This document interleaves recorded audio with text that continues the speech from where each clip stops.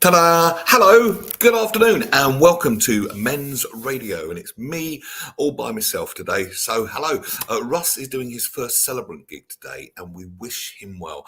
Saw a message on Facebook this morning, and he was having a wonderful train journey down and thoroughly enjoying every moment of it. Not. Which did amuse me in the early hours of this morning. But here we are at midday, Monday lunchtime. How was your weekend? I hope everyone's good. Let's do. I've got a fascinating guest for you today. I cannot wait to talk to our guest. I'm going to bring her on really, really soon. We'll just do some hellos first of all. RVB, how are you, Rob? Are you feeling better? Are you feeling better? I do hope so. Been following you on Facebook, and it looks like you're on the mend, but please keep me updated. Any more hellos to do before we get our guest on? I'm so excited to get her on. I just want to get her on. Any more comments? Any more hellos? Oh, we're all quiet this morning. Okay, that's fine. I can deal with that. Should we get our guest on then? She's an amazing lady. We're going to talk a lot about her new book today, but there's hidden depths to this one, as will be revealed later on the show.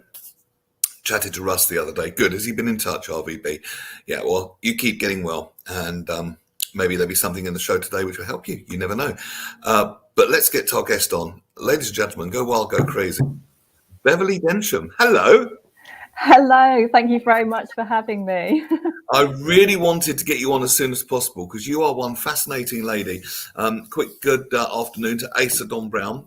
Just to make the introductions, Asa Don Brown is a regular listener to the show, and he's very big in the psychiatric community in the USA and Canada. So we have the best listeners. You're looking very sparkly today, Beverly, I have to say. I know. I thought I'd make an effort at coming on the radio. I know, it's weird times where you have to dress up to go on the radio, isn't it? It's radio with pictures. This isn't right. I know. Right?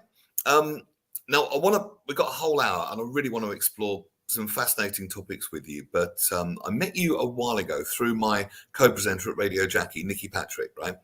And I know since she's been taking a sabbatical from Jackie, you've been hanging out a bit as well. I've been stalking on Facebook in the nicest possible way.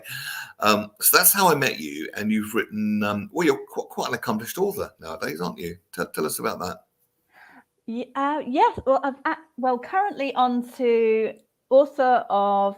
I'm trying to count now because we're actually currently writing a series of books. So 2 books have been published so far, and the 3rd book will be published with my co-author in this month, actually, 28th of November. So the first 2 are completely different to the latest books. The first 2 were all about angels and spirituality, and my last book was I Talk to Angels. And then the current books, it's a whole series, 3 in the pipeline so far. So the next one is actually Stress to Calm in 7 Minutes for Lawyers. It's all about helping with stress management, better well-being and mental health for both individuals and, of course, at work as well. So there is a whole series, stress management for lawyers, stress management for, I don't know, nurses. Is that how the series works? Yes, so it's next year. There's going to be one for teachers and schools. So Stress to Calm in 7 Minutes for teachers. So that'd be really great for teachers and schools and the whole team, of course.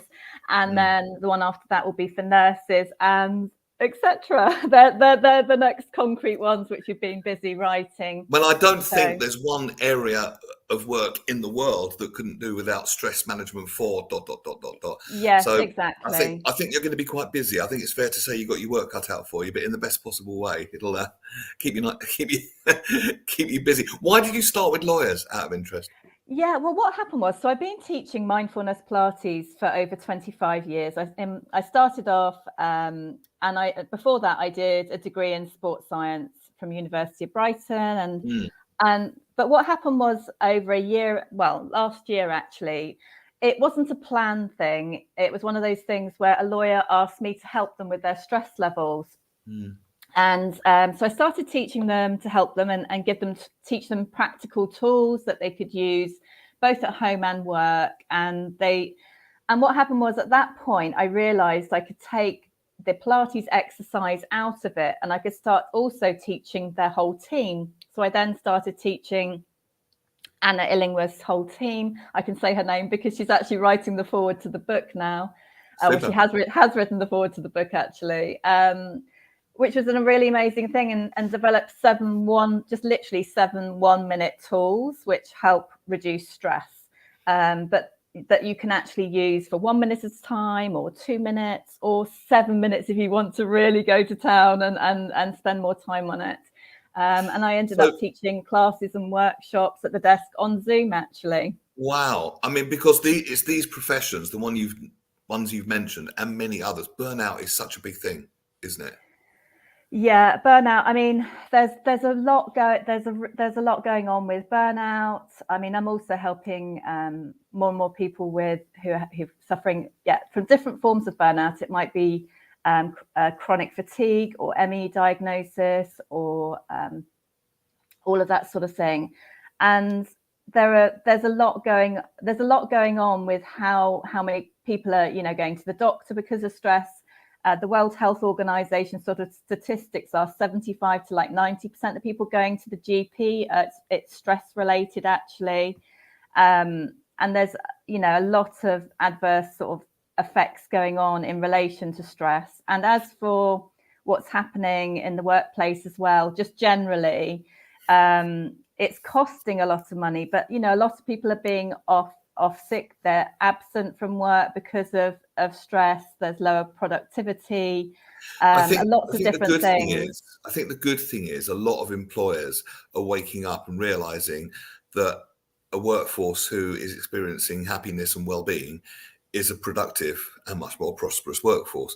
I think hopefully we're coming out of this era where it seemed like a good idea that if you're working yourself to the bone, the way to get out of that is to work even harder so you get more done. And that's a real false economy. And what I was going to ask you was, I mean, it's so I lost my train of thought there for a second. I had a brilliant question lined up. God, I hate it when that happens. Yes, that's it. What is causing this epidemic of low energy and burnout and stress? If you had to put it down to some things, increased workload, too many responsibilities. Why now? There are many different factors. I mean, it can be the number of working hours. It can be the nature of the profession. I mean, we did surveys for each of the professions we're writing books for so far. And for example, some people are leaving their profession. For example, family lawyers, sometimes they're leaving the profession because they're moving on to a different profession because they find it too tough with what they're dealing with. It's affecting them. It's affecting them too much. Some of the family law sort of cases that the families that they're looking after. Because it's not pretty, a lot of this stuff they're dealing with, is it? And I know what you mean, because I had a colleague at work on the radio that got quite affected by reading the news. It was only for 3 minutes every hour, but the content, the stuff you can imagine, the stuff that she was reading, is headlines of all the worst stuff that's happening in the world today. And that quite affected her. You were saying, sorry, so it's not a pretty thing. So it's what they're dealing with. That's one thing. What else? That's one thing. Sometimes it's the working hours. I mean, there's a natural amount of stress in different professions, but, there are, just in life in general, there are good, challenging, sad times of life. So sometimes there's bereavement or other natural things, or somebody's going through divorce or a traumatic divorce themselves, or there are many factors. Of course, there can be illness and all sorts of other things as well. But just within the workplace, I mean, for example, a nurse might be on a month of night shifts, a month of day shifts. They're not even able to, say, for example, get out of the hospital for a walk on a break because they've only got, say, half an hour, and they've got to eat in that time, and they might not even get the whole half an hour, and there's beeping, and there's still emergencies coming in, and depending on where they are, it's a lot. It's not always easy to. There's a lot of different levels of pressure in different working roles. Yeah, and so I think if they just have practical things to help them, which is obviously where sort of we come in, that can absolutely. be really helpful just on a day-to-day basis. But I want to hear loads more about that in a minute. We'll talk about some of these tools, if that's okay, because I think we can all benefit from this. But I mean, the way you described it, just the way you described nursing there, I'm surprised that they're as sane as they are. Oh wow! I mean, I taught one a nurse earlier in the year, 1-to-1 actually, and wow! I mean, the hours they're working, and this particular nurse has been in the job over 25 years, and she's still month on night shifts, month on day shifts, and They are We're going long to give hours. you long hours. We're going to make you work odd times of day or night so your sleeping patterns are out. So We the give you the 15 minutes sleeping if thing you're can be an lucky to issue shove a too. sandwich down you in a canteen. Working with ill people who could be grumpy and rude. Managing with relatives. Relatives is quite a big factor as well. They have shared with us that relatives, because there's some very difficult situations, and so they haven't just got the patient to deal with. They have also got the relatives to deal with as well, and they have a certain workload, and they've got to have, high concentration. So Absolutely. there's a I lot read to somewhere the deal other with. day, actually, quite coincidentally, just a couple of days ago, I was listening to a podcast and it was talking about professionals. And another thing they suffered from, and I haven't really thought about this before, was perfectionism, because they've got such high standards demanded of them. Take a nurse, for example. There's got to be, there's a tolerance of what, 0.01%? It's got to be pretty much 100%. And to keep up those high standards in any area of life, professionally or personally, is really hard going. And I think this guy was the nature of this podcast. The guy was kind of inferring that people are drawn to this because of something they grew up with, blah blah blah. So they would naturally go into this pattern where they meet that in life, if you know what I mean. This, which brings out their perfectionism, but. It struck me that was a thing. If standards are so high and you feel you're constantly on eggshells, everyone's watching, everyone's ready to jump on you, everyone's ready to take legal action or whatever it might be. That's hard. What do you think about perfectionism in the workplace? I don't really know I don't really know particularly perfectionism, but I think there is just that there can be a pressure, but then I think you can alleviate the pressure the more self-care and the more you look after yourself. There is one nurse who said I'm allowed to say her name out loud, but she actually ended up with burnout, and she actually wrote a book about it. Her name's Anne Gerling, and she wrote a book called Journey to Chocolate, but it's about her burnout story.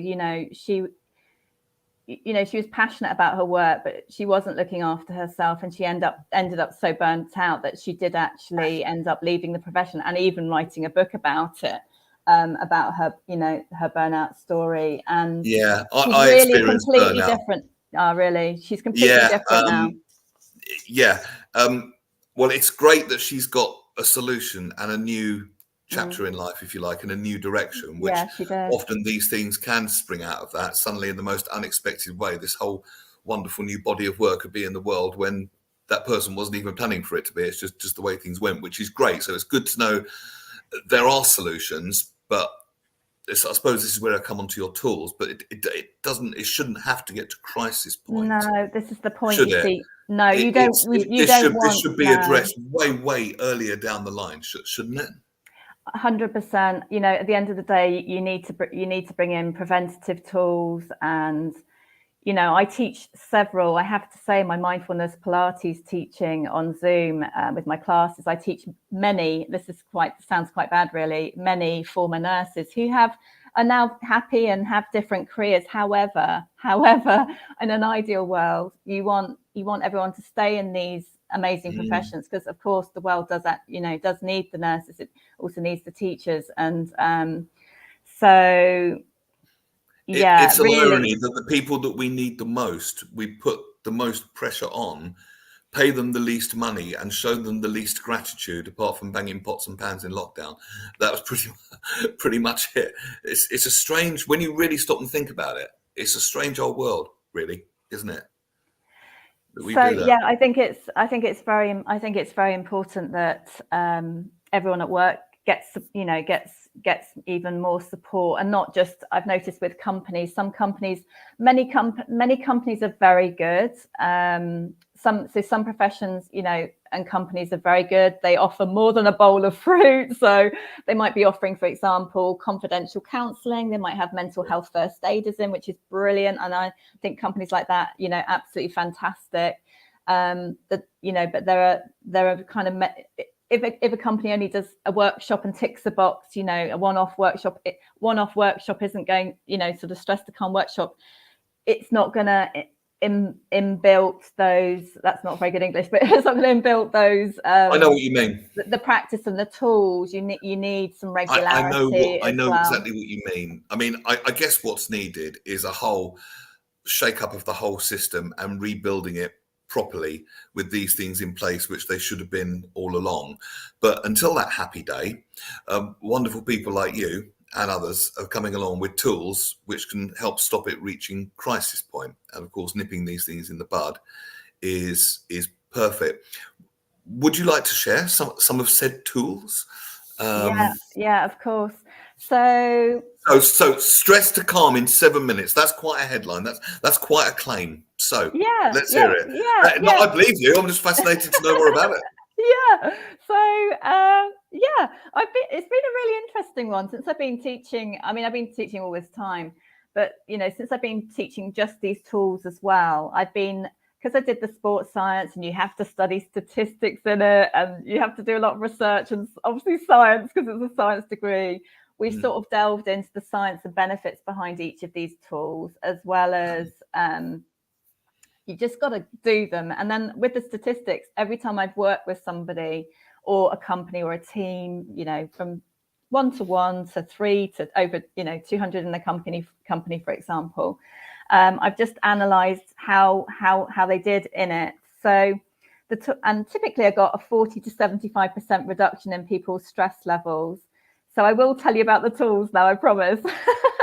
So the first one is breathing. Before you do, let's just stop and let that sink in. A 40 to 70% reduction, and this is in minutes, right? Yeah, exactly. So that's in a 45-minute workshop or a 30-minute class with me. Right. Okay. So or me using the tools myself. Right. Okay. Now I just want to pause and let that sink in for the people listening, because we've gone through this phase, and I think we're coming out the other end of it now, of a pill for every ill kind of thing. And it takes years to research the pills, let's say for stress, or, years to bring them to market. And then they might only have a bit of an effect, like antidepressants, they were touted as the miracle drug, but they're not. They're no more than jump leads, really, in my opinion.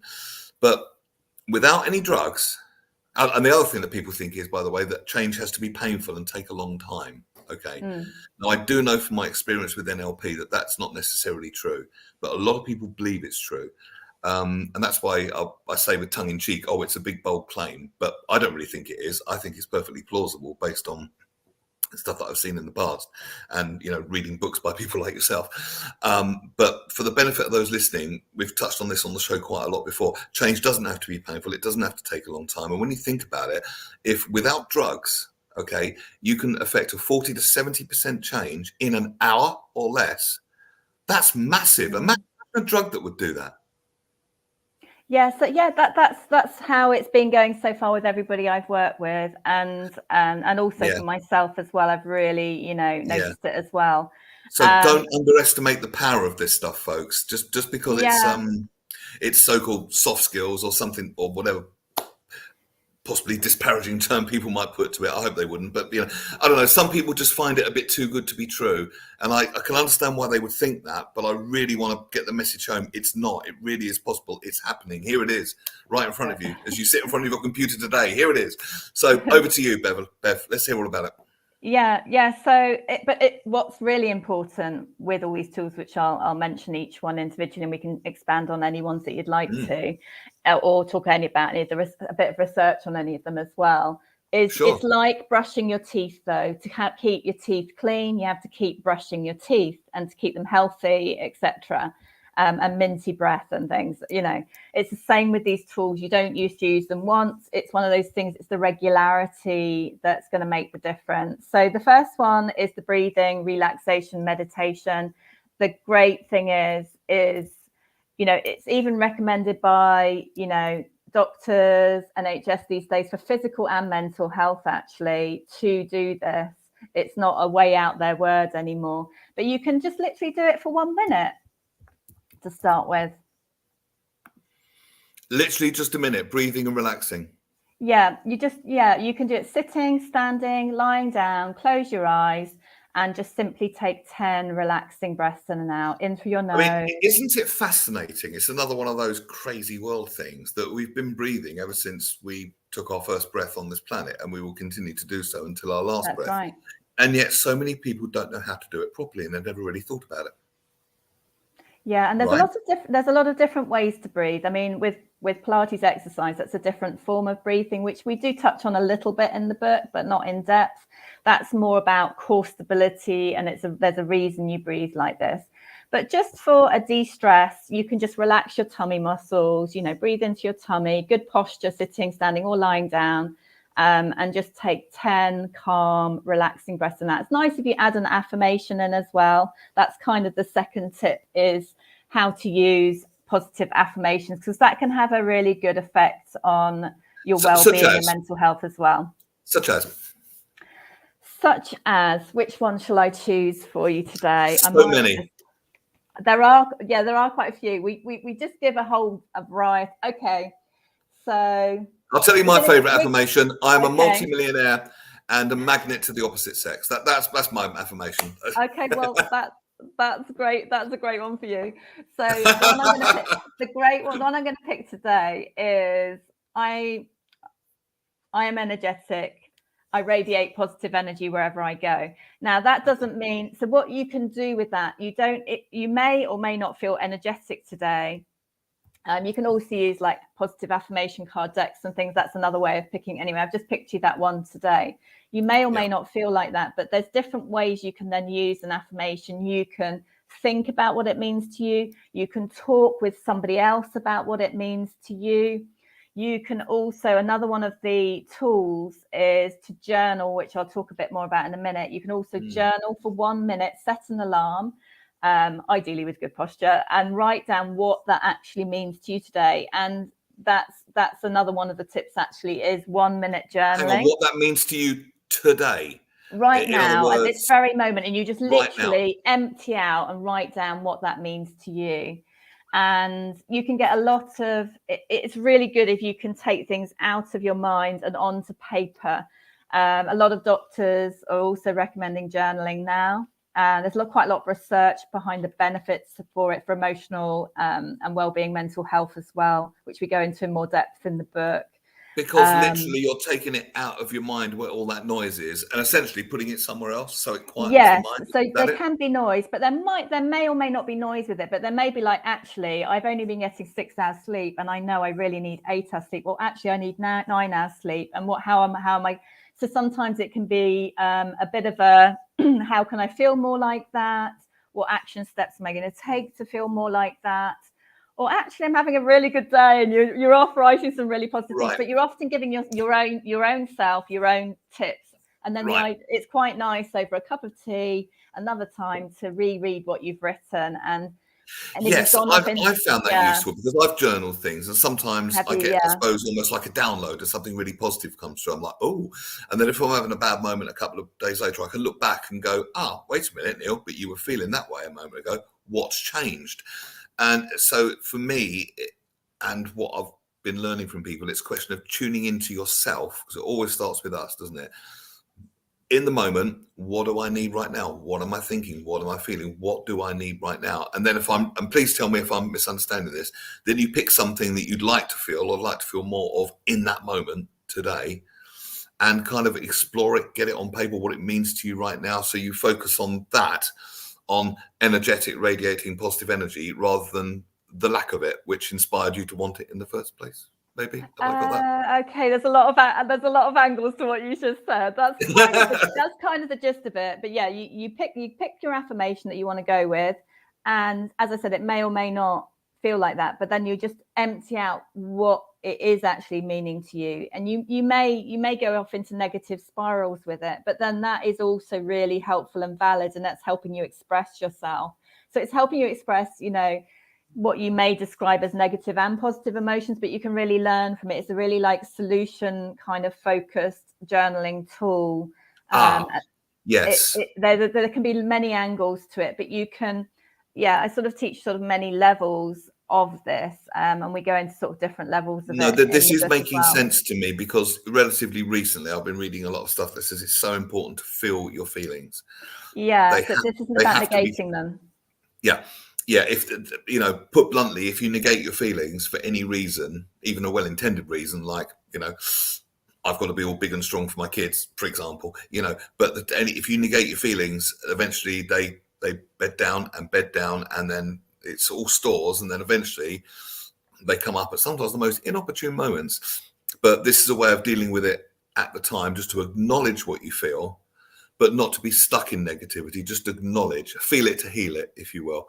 Yeah, And that's a then great expression. feel it to heal it, and then move through it, and then focus on more of what you want. But sometimes the only way out is through, by allowing yourself to feel these feelings. Yeah. Is that right? Yeah, exactly.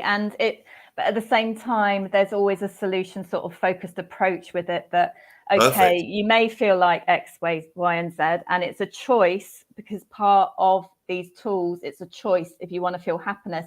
And you can also, according to research and psychologists like amazing psychologists actually, like Amy Cuddy, you can actually. Amy Cuddy with her power poses. Yes, exactly. Now there's stretching and power stretching in our book and my teaching, and that includes movement as well. That includes feeling like a runner that's just, I'm just punching my arms here. I'm pretending I'm running across a finishing line. I've won the race, and we're feeling on top of the world, and we're smiling. And what Amy Cuddy discovered, not just with the power poses to bring more happiness, confidence, success, but also with smiling. They made the participants in studies like have really very stressful tasks to do, and half of them smiled genuinely. They weren't smiling genuinely. Half of them weren't smiling, and half they put a pencil between their teeth, and which puts them into a forced, unreal smile. But it actually puts them into the smiling benefit. I've heard about a similar, and it makes you happier. So there's a big smiling part of our book, and going into the depths of that. And there are certain exercises which are 4-in-1, which give you 4-in-1 benefits of being calming and de-stressing, and confidence boosting, success boosting, mood boosting, which is mental health well-being boosting, and that is all in 1 minute. And I've created these unique little tools in 1 minute. Yes, in 1 minute. It's a happiness boosting tool which takes you through. I suppose it's a bit unusual. It can take you from a stress state to a calm state, but then taking you into a feeling like a runner winning a race. I'm so glad you've said that. Shall I tell you why? Why not? A lot of people, me included, when told you've got to feel your feelings, I was worried that I would get stuck in them. Because when I about 3-4 years ago, really stressy time, and I blogged about it, and then Russ invited me to come on here, and here I am. But my fear was that I would get taken back to that dark place, if you like, and not be able to get out.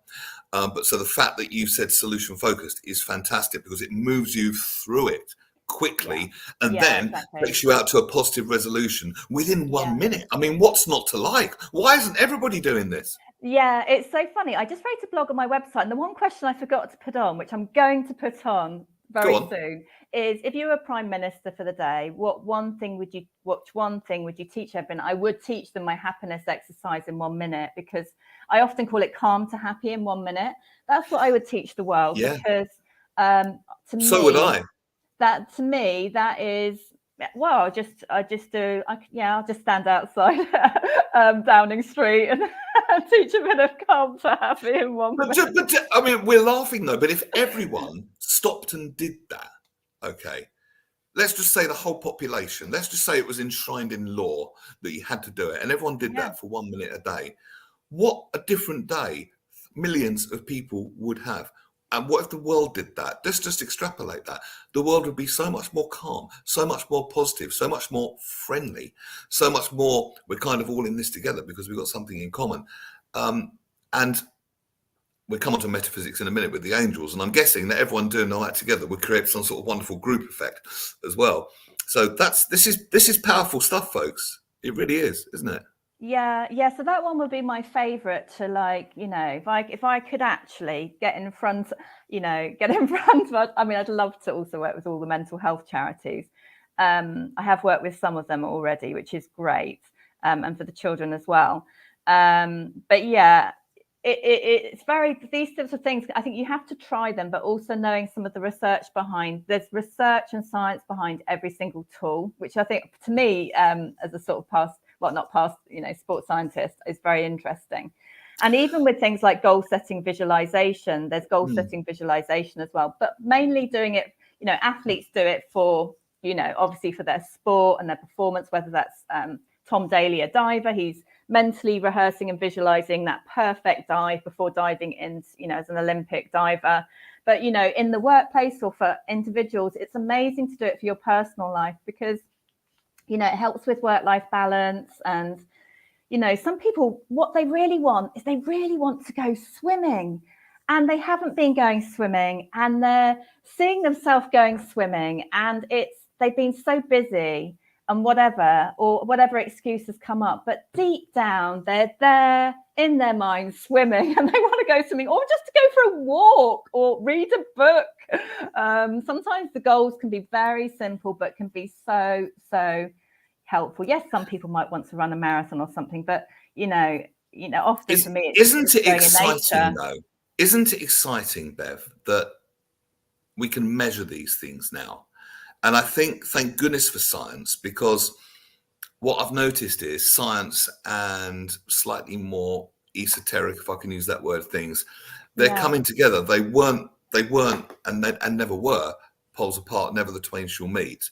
But people were either hard science, or you've got to go meditate with monks in Tibet for 10 years before you get, anything at all out of this. And now that just ain't so.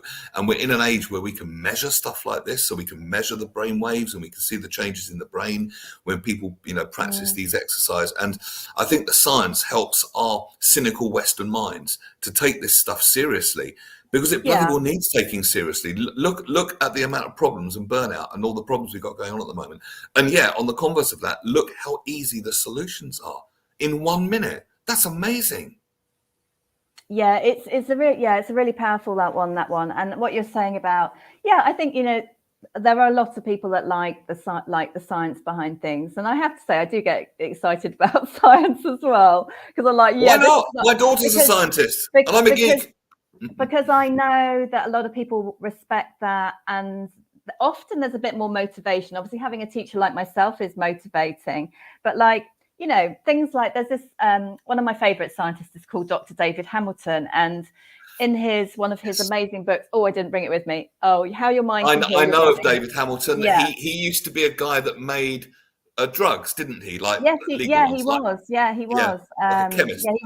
He worked in pharmaceuticals, and then he got into working with the placebo effect. And in one of the studies that he quotes in his book, it's a really interesting one. It's a quick one. I won't talk too long about it. It's called the piano study. And half the participants it kind of shows the power of visualization and the benefits behind it. So half of the participants physically played the piano, for 2 hours, and the other half mentally rehearsed in their mind the piano. It's exactly the same piano notes and playing. And when they did the brain scans afterwards, they could not tell the difference who had physically practiced the piano and who had mentally rehearsed playing the piano. So it shows you that if you can add physical practice plus the mental practice, that gets somebody the best results. Equally, that can help somebody very much with recovering from burnout or preventing burnout by actually focusing on things that are going to do you good in your self-care. Yes. Absolutely. I remember, I think I met David Hamilton briefly, actually. I went to a talk, He's and I'm great. sure I met him there. He's got a book on loving yourself, hasn't he? Yes, kindness. He's got I Heart Me. He's got kindness, many more. Yeah. And think about this, folks listening. This is a guy that was a hard scientist. Yeah, This he really was was. Yeah. empirical evidence. Wasn't he making things like clever chemotherapy drugs or something like that? Have I got that right? I'm not sure exactly, which ones, but that was It was his along role those in lines. It was pharmaceuticals. hard empirical science, and now here Yeah, we have that's right. a man of hard empirical science coming out with books on loving yourself and the mind-body connection. So Yeah. it's time. It really, and again, that gives this stuff credibility as well, because it is, it is important. Let me just pop the name of your book on the screen. Yeah, and my co-author. So I have a co-author. My co-author is called Janie Lee Grace.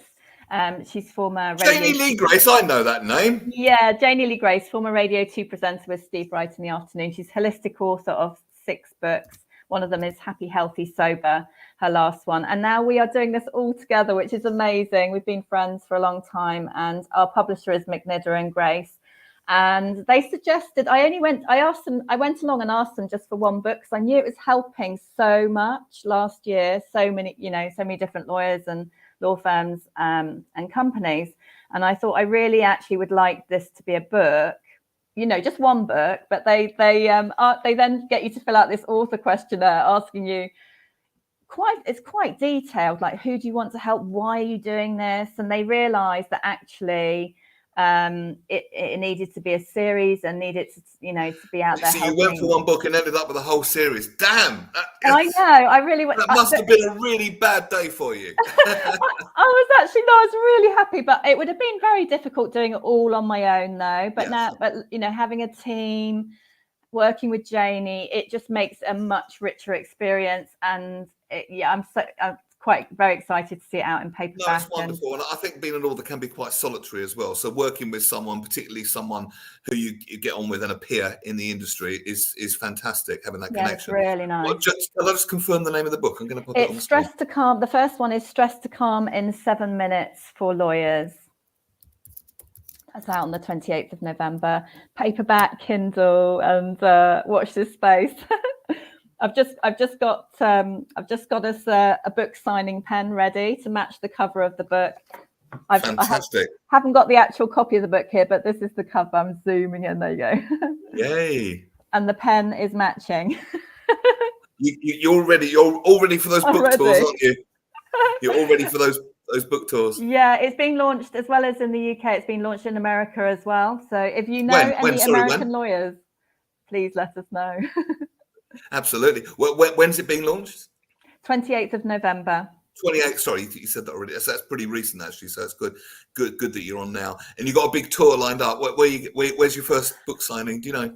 Well, we're going to do an event with Anna's law firm. So that'll be one of them. Several Waterstones have already said yes to stocking the books, because we're already kind of Waterstones authors.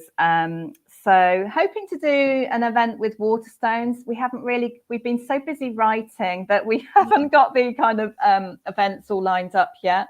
But because of the pandemic happening, my first book, we're supposed to do at least a couple of book events with Waterstones, and then the pandemic happened, and then that went on a long time, didn't it? So it'd be really nice this time that we get to do something beautiful with Waterstones and any law firms that would like to work with us. Congratulations on all your success. Congratulations and thank you for bringing work like this into the world, because it is so needed, and it's so good to know that we can move through these things quickly and there are solutions. I love the phrase solution focused, because we hear so many people going on about problems, and if you listen to, I don't know, any talk radio station, they're banging on about the problems, banging on. And I find if I listen to that kind of thing for too long, I actually start to think the whole world is going to hell in a handcart, and it lowers my mood. But to know there are solutions and easily accessible ones, and it's just a question of looking over here. Don't keep banging your head against the brick wall over there. Look over here. You know what I mean? Yes. Yeah, just get on with those Stress to Calm tools, and see how you feel before, see how you feel after, and it's good to check in where you're at and where you're at afterwards. I once on a few occasions suffered from panic attacks for different reasons. I was in a road traffic accident in a long time ago, but also in more recent years I did have a few of those. And I know if I have a bad day or a stressful moment, or one time I used it after, to help recover from the panic attack, and B, used the tools, and afterwards I didn't feel great, I didn't feel good, I felt okay. And when you've been feeling low and you've had a panic attack, feeling okay and optimistic afterwards is actually really good, because then you're back then, and other times you can be feeling really good and calm afterwards. It will vary depending on where you are on the spectrum of how you're feeling. But again, the principle's the same. You're moving through it fast. Yes, exactly. Yeah, because I've heard people talk about panic attacks like it's some sort of curse. Oh, I get panic attacks. It was a bit deterministic. Never before, I never heard someone say I used to get panic attacks, but now I've got a tool that moves me through them really quickly. Normally, it's I'm cursed with panic attacks. That's it for the rest of my life. And I love this new narrative that's forming. Talking to people like yourself. And you've got scientific backing for it as well, which is fantastic, and all that sort of thing. Yeah.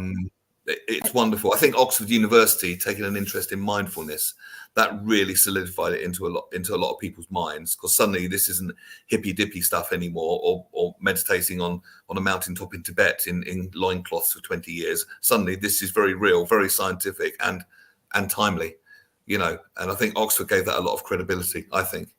Yeah, I think the interesting thing with what you just said there is they've obviously then done brain scans on monks, brains, haven't they? And my goodness, I think they've got some of the most top-notch brains out there. I mean, I think they've got, I haven't got a particular study to quote, but they're clearly doing really great things with their mindfulness and meditation. Well, absolutely. I mean, but you would expect that, but that was the thing. If I understood what you said correctly there, that's the thing. People go, oh, it's very clever that we can scan the brains, but they're monks. What would we expect? It's a bit like saying, David Beckham will be quite good at kicking a ball around a field, but me, that's never kicked a ball in my life, what chance do I stand? How can I even compete? But what we're learning with these new teachings, people like yourself, Paul McKenna is another one, that they're devising. Now they've learned the process of it. Now they've learned how it works, right? They're now kind of reverse engineering it, so people can hack these. I say hack these states within minutes. What it might take people lifetimes to achieve before. Literally, the way human beings are now, we can do it in such a short amount of time. Yeah, right? I think there's still a massive belief. I think we've got a lot of work to do, Janie and I, with this. Is that I believe that most people have a belief that things have to take a lot longer. Yes, of course, it's good to go to an hour's class or something, or 45-minute class or half an hour, but most people think they have not got time, or they think, well, that's not going to take long, and surely I can't get that good a benefit, so then they don't bother anyway. So I think there's a common belief. I think the common belief, what you're saying is, if it's going to be worthwhile, it's going to be long and it's going to be painful, and I don't know if I've got it in me to do that, right? People got busy days. Yeah, but it's a false economy, because imagine how much energy someone's carrying around, with that, holding on to that belief, that energy, that whatever it is. Imagine releasing that. Imagine how much lighter. It's such a false economy to hold on to it, because you haven't got time. It's almost like saying you haven't got time not to do it. However, and I really want to ram this message home today, it doesn't have to be painful, and it doesn't have to take a long time. It really doesn't. But that's exactly the common belief. It all comes out of the Freud. They've got to go back and drag up the past again and again and again and again, and then if you're lucky, find out why you are the way you are, but you're still the way you are. Would be, But it's all changed so much now. It's accelerated exponentially, and you're at the forefront, which is fantastic. Well done. Thank you. Yeah, so I think the thing is, there are a lot of companies who also are providing things, but a lot of people then aren't actually going. We've heard this a lot in our survey. With schools, with nurses, with lawyers, they may be providing things, but people aren't often going either, because they're too long, and they actually genuinely are busy parents, busy in the work. And they're just too tired to even think about going to the hour thing, or whatever it might be that's being offered. So that's also a bit of a problem as well. So I think that also needs to be taken into account as well. Very much so, and very well said. Although, having said that, most people could spare 7 minutes a day, surely. They absolutely can spare 7 minutes a day. This is the thing. Please do 1 minute minimum, or 7. Yeah, you can even do it for 1 minute. There we go. Final offer. That's the final offer. Yeah, final answer. But we don't want to give you that. Well, first of all, congratulations on all of it, and do keep us updated here at MRS. It's interesting. It's a radio station about men's mental health, but 50% of the audience are women, and there is a sister station, WRS, as well for the ladies. But I think these principles that we're talking about apply equally to both genders. I really wouldn't like 100%, yeah, women at all. I think our needs are different. Certainly, we'll acknowledge that we're not the same, but similar enough that this is pretty universal, in my opinion. Definitely. Now, before this, I really want to touch on this. You were talking to angels. Can we talk about this? We can. I mean, my main career, and still is my career, is mindfulness Pilates, of course. But right. I, after different traumas and divorce and things like that, I did discover my sort of spiritual side. I was always very sporty and loved the outdoors and things like that. But I wasn't particularly, like, my favorite song was Robbie Williams, the Angels song. But at the time, I didn't think there was nothing behind it. There was no depth to that, apart from I loved the song. It is a great song, to be fair. It is a great song. Yeah, I love that song. However, what happened after that was I went and had an angel card reading. And this is obviously nothing to do with science. And it was really, it just felt like a really positive, I suppose you could even say solution-focused thing, because it's looking at healing and how you can feel better. And then I did end up with an extremely spiritual side, and I've written the 2 books, and I talked to angels, which actually did become a best-selling book. And even Dame Kelly Holmes loves angels. She wrote the foreword to my book, actually. That is quite some accolade. Yeah, she wrote a beautiful foreword, and we had an amazing chat together. I went to one of her talks in London, and went to her book signing, actually, and we had a really deep chat about angels, and that's why I wanted to ask her about it. But they really helped me, and I sort of developed a relationship with my own guardian angel, and ended up training as an angel therapy practitioner and different healing modalities. I think this is beautiful. I really, really do. And I'll nail my colours to the mast now. I completely believe it. I completely believe you. And I'm not saying I believe that you believe it, or something really patronizing like that. But I'm not saying I believe you believe it, but I don't really. I'm saying I do believe it. And I certainly believe that you believe it. I think it's a lovely idea. My introduction, I suppose, to this idea of angels was Doreen Virtue. I mean, That's right, yeah. Yeah, and that is her real name, by the way, before you ask. Doreen Virtue, and she's channeled, I suppose, lots of angel messages. And I've also read other channeled works, like one I've mentioned before on this show is Conversations with God. And I don't want people thinking I'm a religious nutter. I'm not religious at all, but I do have a spiritual side. And those kind of books, what I notice about them is, number one, see if you agree with me. Number one, they're consistent. The message is stuck to always 100% of the time. It's very loving, but it never wavers. It's consistent. It's the humans are all over the place. Is it this? Think of a politician this way, that way, 180-degree U-turn. It might be this, it might be that. No, they're consistent 100% of the time. And 2, there's no language of judgment. They're always very loving and they're always very wise. And a good working theory I had, it wouldn't matter really if it's angels writing them through someone or not. If they are, and that's true, that's a lovely thing. We've possibly got a much greater support system than we might give ourselves credit for. We could all probably bloody well do with that, right? And if it's not true, then the author's a pretty wise person and it's not bad life advice. Win-win. The source doesn't matter that much. It's more applying the message, right? In my opinion.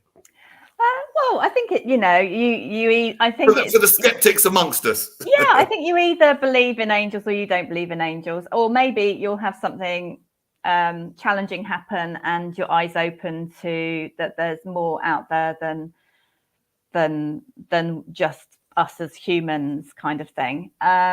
So yeah, I found it really supportive. It really is part of what's helped me heal through past difficult times, as well as And that's the obviously. important thing. If we find it supportive and nourishing and nurturing. And one more thing I'll throw in here: messages from the books that I've quoted and angel books are completely different from what I was taught growing up with religion. I cannot separate those two more. There is a big difference between, in my world, between spirituality and religion, and they are poles apart in my opinion. And one I'm a fan of, and one I'm not. No offense to any religious people. I'm certainly only speaking for myself here, but yeah, me and religion fell out quite a while ago. But spirituality, that's a different story, a very different story, and that appeals to me.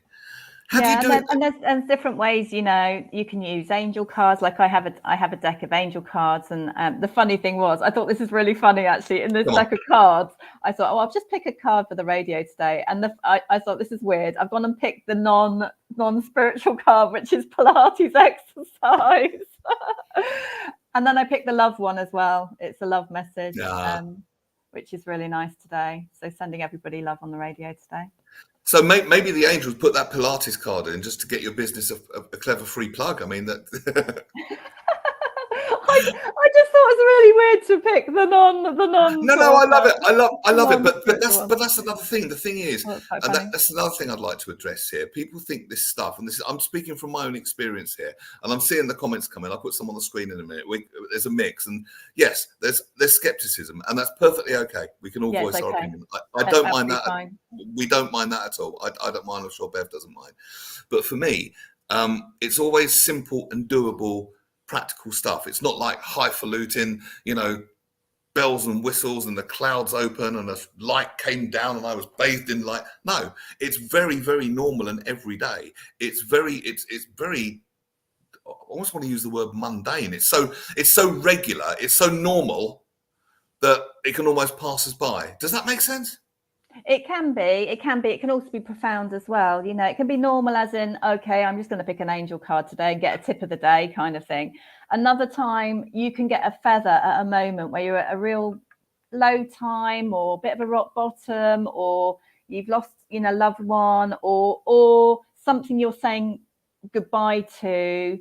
Like I had in-person Pilates studios in Hertfordshire for 16 years. And it was my decision to relocate to Dorset. And once the two studios were empty and it was time to go, there was a big studio, little studio, and then you went in to the first door. But when you went into the office and the little studio, there were no windows. It sounds awful, but there were no windows in that bit. It doesn't sound too good, does it? And my mum said, look, there was only me and my mum and my son left there.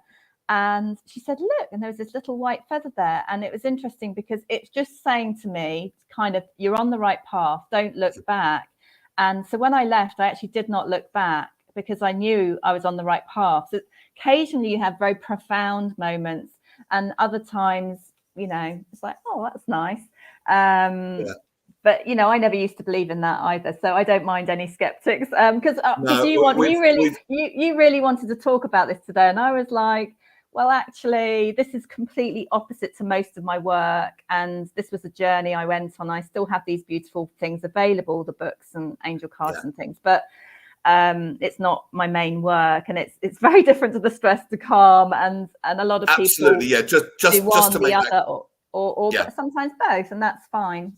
But just to make that clear, the main thrust of your work is what we talked about in the first half of the show, which is the stress reduction and the series of books for all the professionals that need it most. Yeah. I don't want to misrepresent you in any way. That is I'm very proud of all of my work. I think this is one of my career highlights. Actually, I was doing 10-star jumps to celebrate, and I know it's out there helping.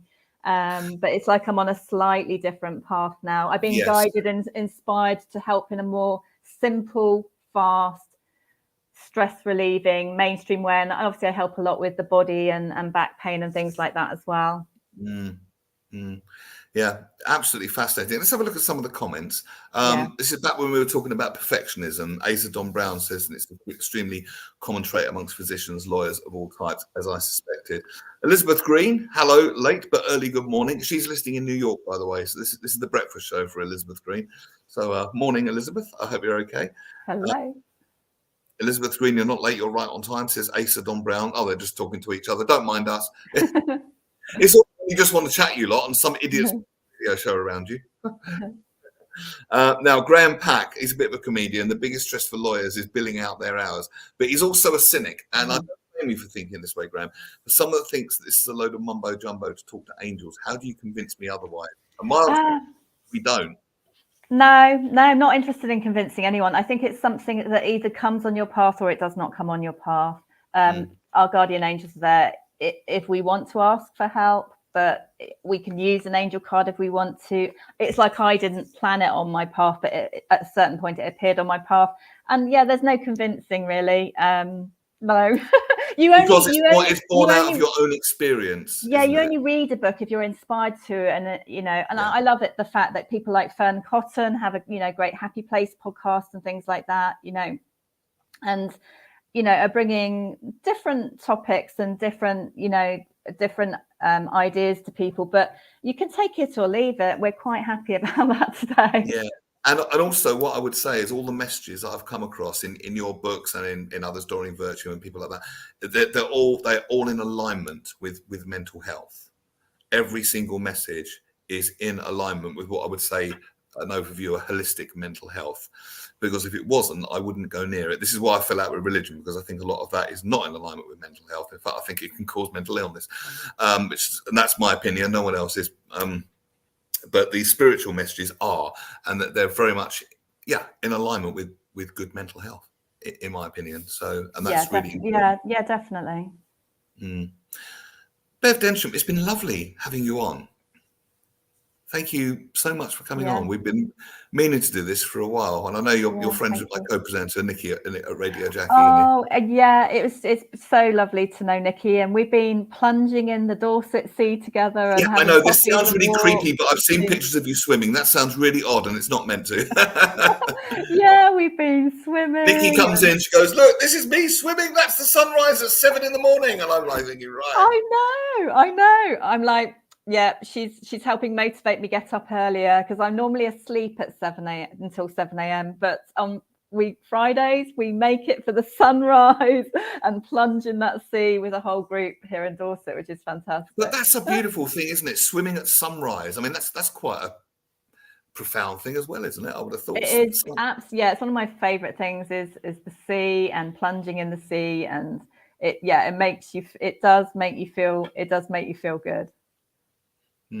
Yeah, it is. Fun. It's all the Wim Hof method. I think it's all that, isn't it? Like cold water swimming, which is because Nikki tells me, she goes, I feel so invigorated afterwards, and I know what she means. She's made me promise to come down and do it. So yeah, you are very welcome. You will have to give it a go. I'll bring my mankini down. Is that a problem? Well, Nikki's now got a lovely long sleeve swimming costume now. It's very nice. I'm going to have to get another new one. Right, more comments. Thank you. I'm doing great. Thank you, Elizabeth and Asa Don Brown. As always, a riveting conversation. And that's high praise, actually. Asa, as I say, very senior in American and Canadian psychiatry. So really appreciate that, Asa. We keep trying to get him on the show, and one day, with this man of mystery, we will get him on. But Bev Densham, you can be found. I'm just going to pop your website. Oh, it's on the screen already. pilatestofeelgood.com. And the name of the book, it's Bev Densham and Janie Lee Grace, who is a very respected radio name in my world as well. Stress to Calm in 7 minutes for lawyers, but there will be more. There's going to be lawyers. Remind me what else? Teachers and nurses as well. Yeah. DJs? Can you do DJs? I'm happy for you all to use the tools. Yeah, definitely. Yes, how to stay calm when someone's being really rude and they want their song played now. And you know it to clear the dance floor. But there you go. What can I do? That's my problem, not yours. Funny. Bev Densham, it's lovely to have had you on MRS. Thank you so much. As Asa Don Brown says, and I concur, a really, really interesting lady, a fantastic body of work out in the world now, which is fantastic, and a great conversation today as well. And good luck with everything. And keep us updated. Thank you so much for having me, Neil. It's been lovely. Thank you, And Bev. everyone. All the very best. Thank you. Good afternoon. Take care. There you go. There we go. Get you the best guests. I shall leave the book name on for the last 45 seconds. But thank you very much indeed for tuning in today. I really hope you've enjoyed it. Russ, I hope the celebrancy gig went well today. And Russ will be back on Wednesday and with me, and back with Phil Dave on Friday, when we'll have a fun Friday and let you know all the fun things to watch on TV. With the Queen of TV, Chantal Ricard. She'll be here on Friday. In the meantime, have an absolutely brilliant day. Thank you so very much indeed for tuning in. I've got 18 seconds, 15 seconds. How am I going to fill this? Could tell you a quick rude joke. No, I better not. No, I won't do that one. No, not enough time now. 5 seconds. Thank you very much indeed. I'll see you on Wednesday with Russ. Have a fantastic rest of your day. Good afternoon and take care. Bye-bye.